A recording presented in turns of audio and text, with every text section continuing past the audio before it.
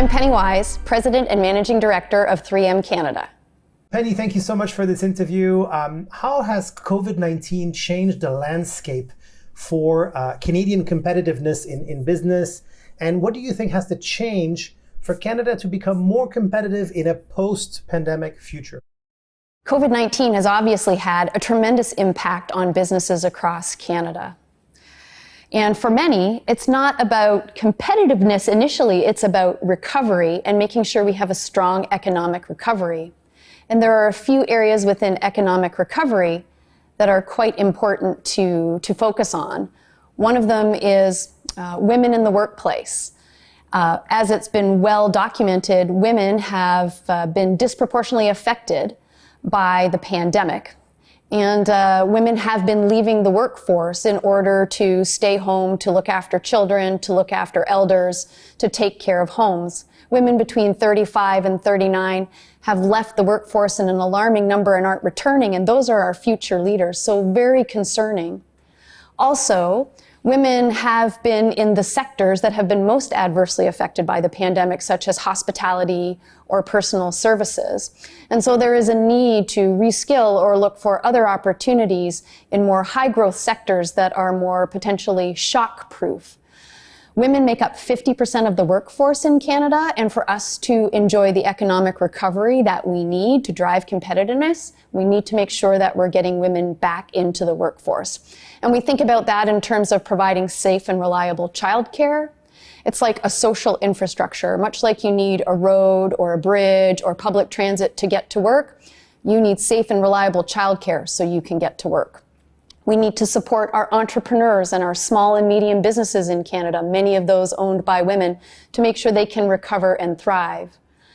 And we need to make sure that we're providing opportunities for reskilling or looking at those high growth sectors so that we have focused on new technologies or skilled trades where there's opportunity to create those reskills and make ourselves a little bit more pandemic proof.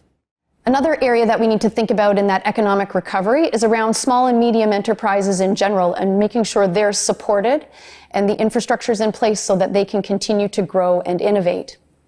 And then the third area I'd offer up as a place to think about that competitiveness is around the Canadian industrial strategy. And I think about the industrial strategy in terms of our future and that it's important for us to control our future and not let our future control us. The pandemic highlighted that we do need to revisit our Canadian industrial strategy, and we need to have businesses and government come together and understand what are the areas where we absolutely must be self-sufficient in order to protect ourselves in future events. What makes sense in terms of high growth sectors and high growth technologies that we want to invest in. And we are experts in trading in Canada. Canada has more trade agreements with other countries around the world than any other country. So we are experts. So what is that right balance between self-sufficiency, high growth opportunities, and trading? What doesn't need to change, though, is Canadians' resiliency and Canadians' ingenuity, which has been very visible throughout the pandemic. As the leader of a major multinational conglomerate invested in Canada, what role do you see for Canadian subsidiaries of global companies in Canada especially in terms of improving Canada's competitiveness globally? Canada is definitely a community of subsidiaries. And I think it comes with both opportunities and challenges.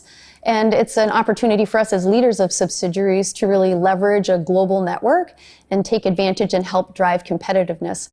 I view the relationship between a global head office and a subsidiary as a partnership to help improve competitiveness in the country. And I think about the roles in a couple of ways back and forth. From a subsidiary point of view, I view our role as speaking up.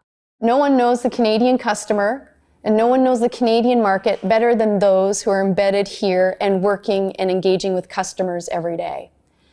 I also see as our role in a subsidiary to make sure that our global companies understand the value and benefit of investing in Canada, whether it's our natural resources, whether it's our educated workforce, the many trade agreements that exist, the reliability, the resilience, the stability of the country, These are all great assets that global companies can take advantage of as they think about their global supply chain, their global network, and their global footprint. So those are things that we can do as subsidiaries for our global headquarters.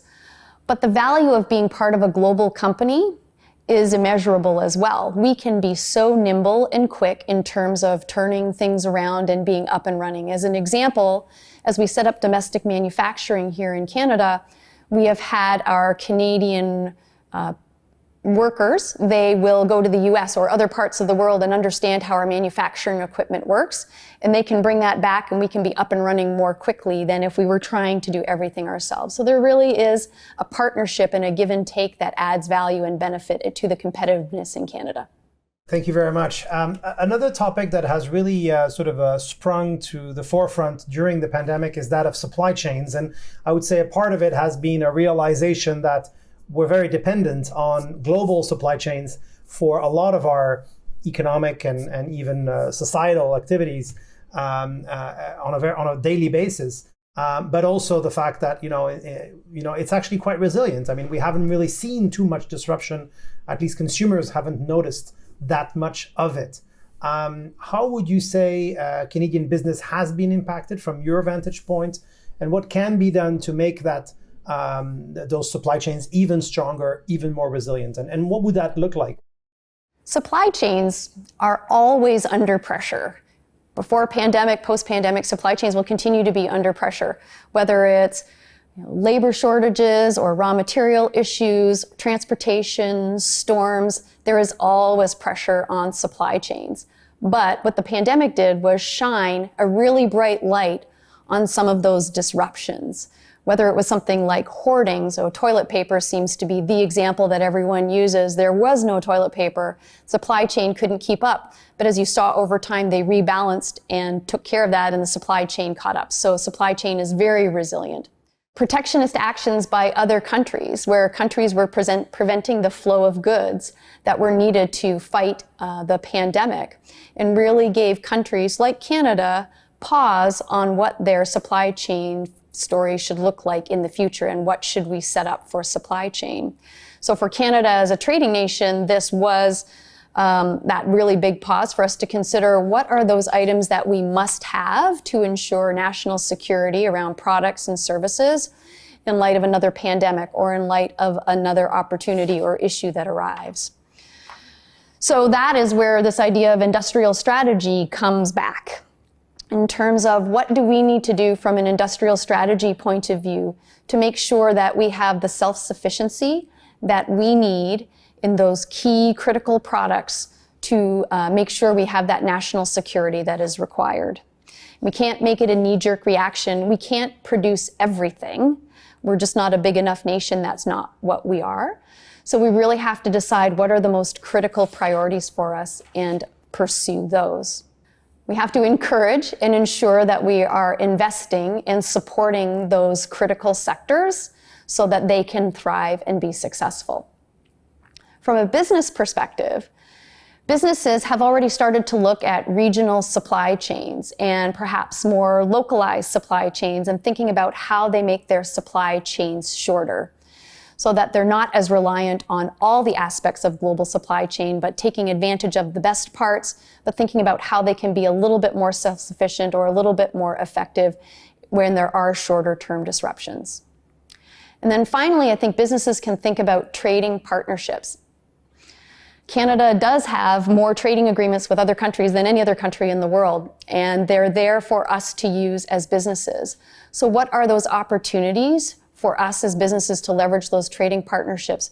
Both big, small, medium businesses have opportunities to engage worldwide and find other opportunities to engage in trade and engage in supply chains worldwide.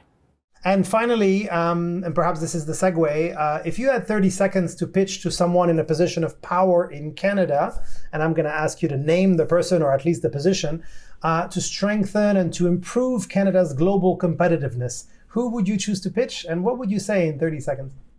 What I would like to see is industry continuing to work collectively together on what our goals and end states are that we want to get to, and making sure that we can articulate those to government and to our academic circles so that we can help drive competitiveness. I think that Canada has an opportunity to grow our global competitive brand. We have many strengths that we can leverage. We talked about natural resources. We talked about our educated workforce, our stable society, resiliency, reliability, trade partnerships, public-private partnerships that happen. We just have so much to offer and so much to leverage that businesses of all sizes can take advantage of that. We as industrial leaders need to raise our voice about industrial strategy and make sure there's an industry voice in what that looks like as it moves forward. We need to encourage our academic partners to help us reskill, to help us be ready for the new economy, for helping us to encourage students to reskill, to look at those high growth spaces, to look at skilled trades. We have a tremendous lack of skilled tradespeople in Canada, and this is our opportunity to find those new opportunities for people. And then continue to work with those government and academic leaders so that we can leverage, highlight those benefits and opportunities.